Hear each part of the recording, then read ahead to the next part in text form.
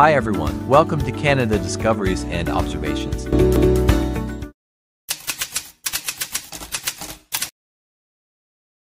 Guys, welcome sa aking channel. This is Babski of Canada Discoveries and Observations. Nakabili na ako ng bike dito, kaya nagbabike lang ako ngayon.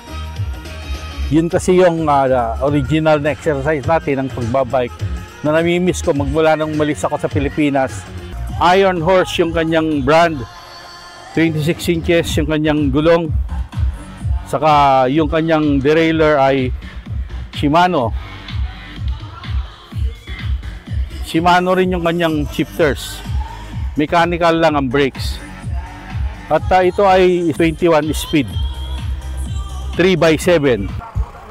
Ang bibilin ko sana ay yung folding bike, yung 20 inches na folding bike. Kaso walang nagbebenta dito. Merong nagbebenta ng second hand, mga kinakalawang naman. Actually merong Pilipino nga na nag-post na binebenta niya yung kanyang folding bike. Ang problema, hindi naman sumasagot. At ito ka yung nabili ko, Iron Horse.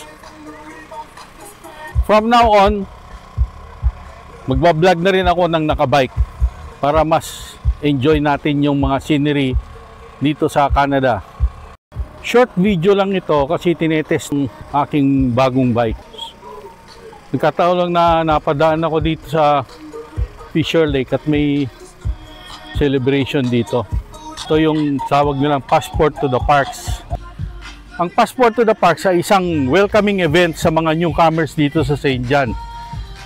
Tuwi-tuwi na ay nagaganap to. So sa ngayon, dito ginanap sa picnic ground dito sa tabi ng Fisher Lake. Passport to the Parks is a free, family-friendly event of fun and connection in St. John, New Brunswick.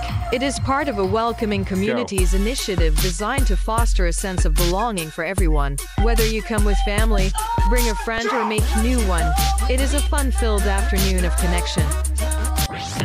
Activities include bouncy castles, First Nation storytelling, henna, face painting, balloon twisting, and DJ music. Great things going on here at Rockwood Park, part of Passport to Parks here for the city of St. John. The Bubbly Cup Tea is here with some great bubbly tea. Also the bouncy castles down back, the stuffy rides, some magical balloon making going on as well. We all have been. We all have sorrow. If we are one, we know this day.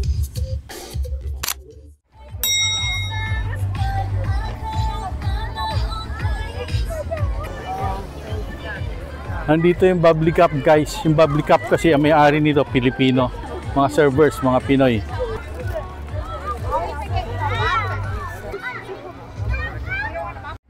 Ito mga palarong pambata.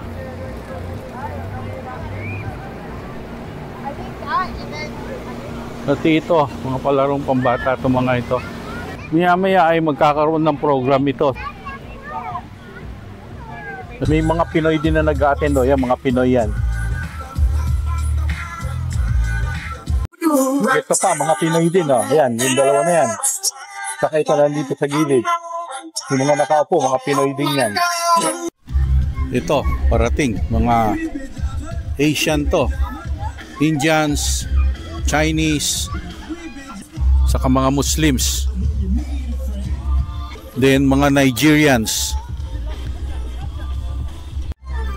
Kasama rin dito sa mga bagong dating dito sa St. John, yung tinatawag natin asylum seekers. So merong mga Syrians, mga Palestinians, saka Ukrainians.